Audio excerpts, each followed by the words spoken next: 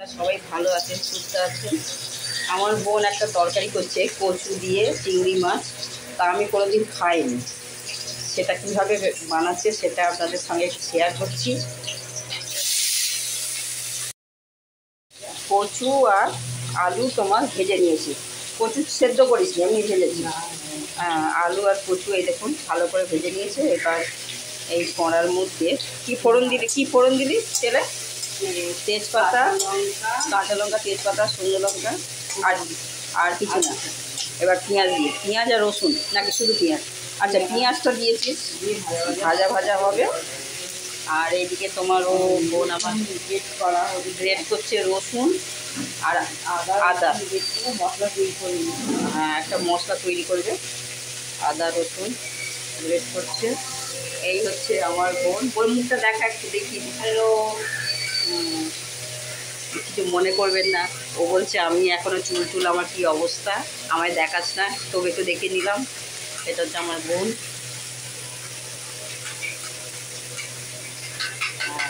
এই আদা পুড়ে দিচ্ছে, এটা ভাজা হচ্ছে। আমি কচু খালি ভাতে খেয়েছি, কচু দিয়ে যে চিংড়ি মাছ সেটা কোনোদিনই খাইনি। আর এইখানে তোমার এখানে তোমার আছে এই কাতলা মাছ, না? হ্যাঁ, এগুলো তোমার পড়বে। তার আগে চিংড়ি মাছ দিয়ে রেখেছে। আচ্ছা, হ্যাঁ, আমার ছেলে আবার এক ছেলে আবার নিরামিষ খায়, তা ওর জন্য ওইটা নিরামিষ তরকারিটা একটু করে নিচ্ছে আগে, তারপর ওর একটু তরকারিটা তুলে রেখে তারপর চিংড়ি মাছটা দেবে। এই একটু অসুবিধা হয়, অ্যাকচুয়ালি নিরামিষ খাবে তার জন্য আবার একসঙ্গে। হ্যাঁ, আগে যদি তোমার শুধু চিংড়ি মাছ দিয়ে করে নিত তাহলে আরেকটু টেস্ট ভালো হতো, পেঁয়াজের সঙ্গে চিংড়ি মাছ দিয়ে। এটা সর্ষের তেলেই রান্না হবে।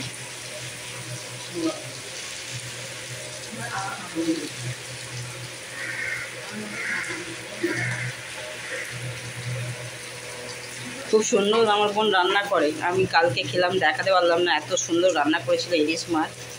আমি ভাবছি যে আগে আমি খাই, পরে ভিডিও করবো, তা সেটার হয়নি। তা আজকে তোমার একটু দেখাচ্ছি। আজকে আমি বলেছিলাম ওকে আমি ফোনেতে যে আমাকে খাওয়াবি চিংড়ি মাছ দিয়ে কচুর তরকারি, এই আর কি।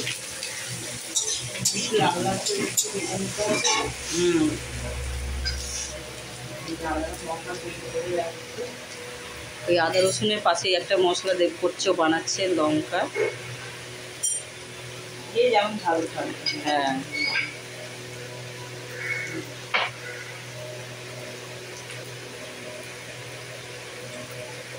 ধনে গুঁড়ো, জিরে, ওটা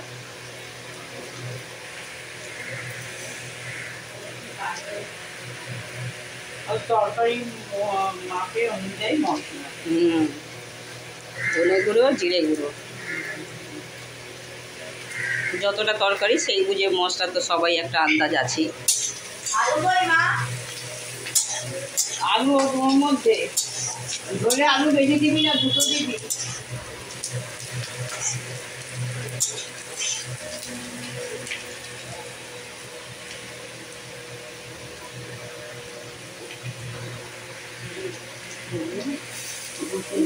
আর কি রসুন আর আদা দিয়ে দিল, এটা একটুখানি ভাজা ভাজা হবে।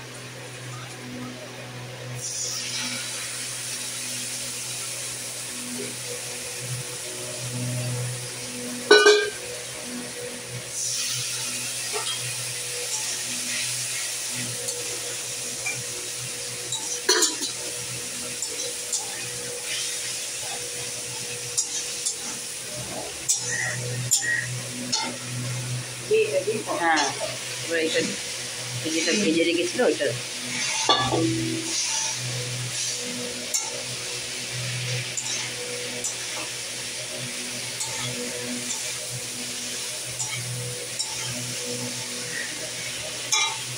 আমি বলতাম যে কচু হরহরে কী করে হবে, কিন্তু বোন বলল কচু হরহরে হবে না, ওকে ভালো করে ভাজতে হবে। তাই দেখলাম ও খুব ভালো করে ভেজেছে।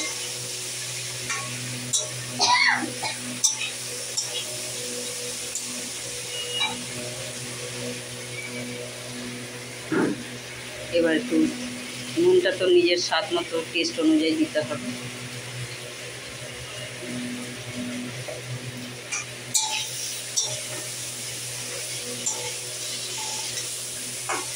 ভাজাতে তো অর্ধেক নরমই হয়ে গেল।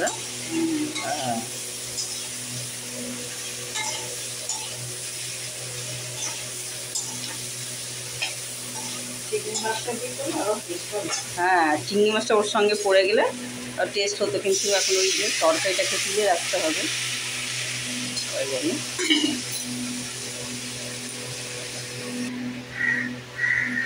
এখন এটা জল দিয়ে দিল, দিয়ে এবার এটা এখন ঢাকা দিয়ে কিছুক্ষণ একটু ফুটুক, নরম হয়ে যায়, তারপর চিংড়ি মাছটা ভেজে আবার দেবে।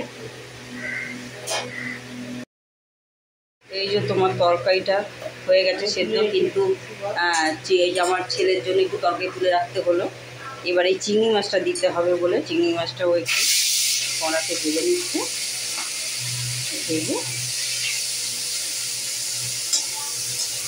তরকারিটা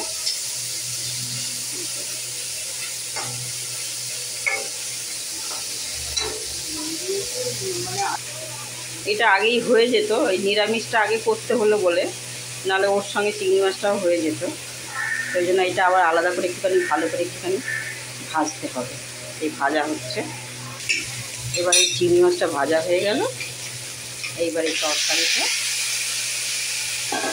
ঢেলে দেওয়া হলো। গরম মশলা আগেই দেওয়া হয়ে গেছিলো, কেন আমার ছেলের তরকারিটা তুলতে হবে, ওই জন্য আর কি গরম মশলাটা ও আগে দিয়েই তরকারিটা তুলে নিয়েছিল। তারপর এই চিংড়ি মাছটা দিয়ে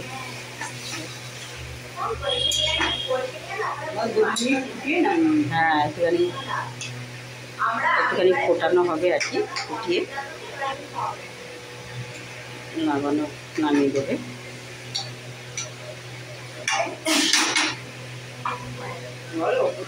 ভাজা মশলা ছড়িয়ে, আচ্ছা ভাজা মশলা একটু জিরে ভাজা, ধনে জিরে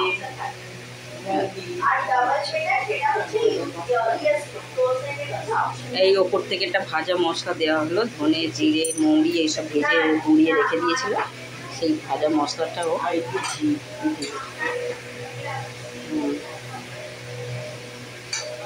এই প্রথম আমি খাবো, আমি কোনোদিন খাইনি।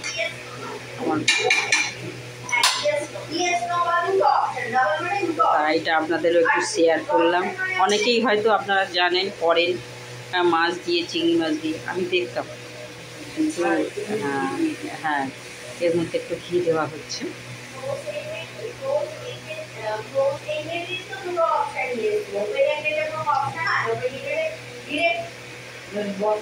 এবার হয়ে গেছে তো? হ্যাঁ ঠিক আছে, এই আপনাদের দেখালাম। সবাই ভালো থাকুন, সুস্থ থাকুন, এখানে ভিডিওটা শেষ করলাম।